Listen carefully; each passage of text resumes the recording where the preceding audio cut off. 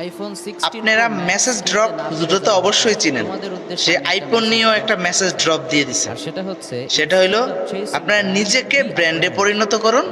IPhone ব্র্যান্ডকে not allow, নিজেকে ব্র্যান্ডে পরিণত করো আস্তে আস্তে। আইফোন না থাকার কি কারণে সুন্দর ড্রপ করে দেয়। তোমার হুজুরের কথা শুনেন, আমার আইফোন কেনার ইচ্ছেই মরে গেছে।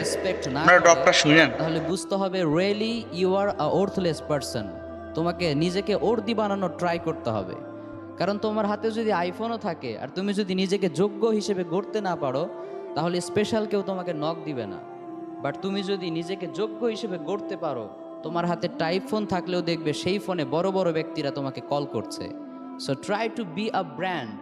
আর হতাশ হওয়া যাবে না। আল্লাহ হয়তো তোমাকে এজন্য দামি জিনিস দেন নাই, কারণ তিনি তোমাকেই দামি বানাতে চান।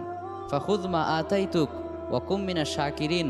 এজন্য আল্লাহ যেটা দিয়েছেন, যতটুকু দিয়েছেন, সেটা নিয়ে কৃতজ্ঞ হওয়া ট্রাই করো।